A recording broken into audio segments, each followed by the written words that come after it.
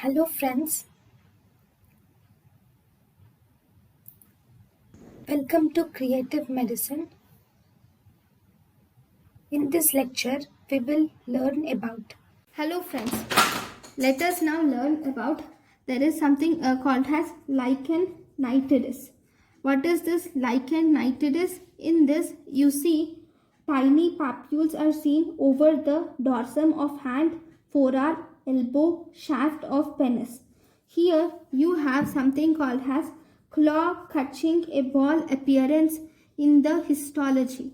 Claw catching a ball appearance in histology we see.